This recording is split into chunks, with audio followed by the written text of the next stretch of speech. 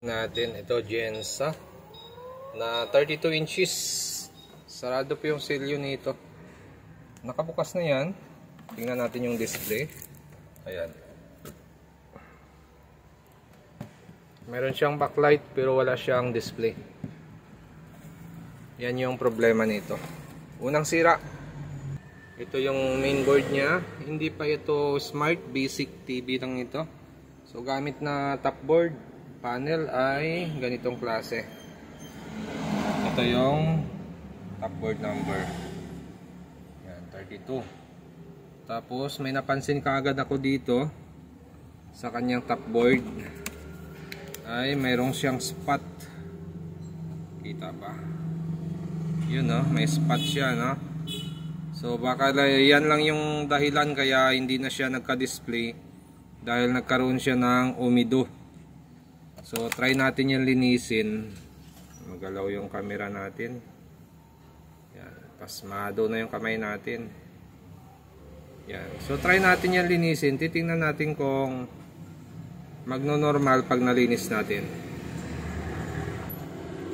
Okay, so yan na, nalinis na natin yung medyo nagkaroon ng spot kanina. Ayan. Zoom lang natin ng kaunti. Yan na, malinis na siya. Nawala na yung spot dyan na itim kanina. Okay. So, try natin ito kung magnormal yung display nito. Or kung magkaroon na siya ng display. Kasi nawala na yung spot. Baka yung spot na yon, yun lang yung naging problema ng ating unit. Kaya nagpo-protect yung ating DC to DC. Hindi siya natutuloy kasi nga may short doon sa dulo. So titingnan natin ngayon kung mag-o-open na ito. At kung bago lang kayo sa aking channel, huwag kalimutan mag-subscribe. Testing natin. Saksak ko lang siya. So sana yung ilaw. Ito. May ilaw na siya. Power on natin. Okay. Ayaw. Yun, nag-on na siya. So silip natin kung may display. Parang bumukas na siya. Ayun no. Oh. Diba? Bumukas na siya. So yun lang talaga naging problema niya. Yung spot na yon. Nung natanggal natin yan ay nagkaroon na siya ng display. Yun no. No signal nakalagay. Yun. So swerte. Jackpot pag mga ganitong issue lang. Sunod natin gagawin yan ay lalagyan natin ng mga varnish yan. Babarnisan natin to. Lahat ng babarnisan natin yung mga circuit yan para hindi na siya pasukin ng corroded or yung umido. Kasi kadalasan yan yung issue ng ating unit. Pag nagkaroon ng umido yung mga circuit natin, nagli-leak, nagsushort, so nasisira yung signal natin. Kaya minsan nagno-no display siya.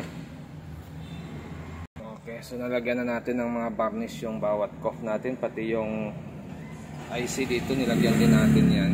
Yan, binarnisan din natin yan. Yan ay protection sa umido or corrosion. So gamit natin ay True Dynamic na electrical varnish. Yan. Clear. Okay, so maganda gamitin yan para sa mga LED TV. Kasi ito gamit sa pang-rewind ng motor yan. Electric fan, mga malalaking motor pwede yan. So, papatuyuin lang natin ng kaunti tapos magpa-final test ulit tayo. So, final test lang tayo dito sa ginawa natin. Power on lang natin. Okay, nagasol na siya. Yan o, bumukas na kaagad siya. So, napaka-basic lang ng problema ng ating unit. Okay, so yun na, okay na siya. So hanggang dito na lang yung video natin. At kung bago lang kayo sa aking channel, huwag kalimutan mag-subscribe. Sa susunod ulit natin na video. So medyo madalang na lang tayo mag-upload ng ating video ngayon dito dahil sa busy tayo dun sa kabila natin.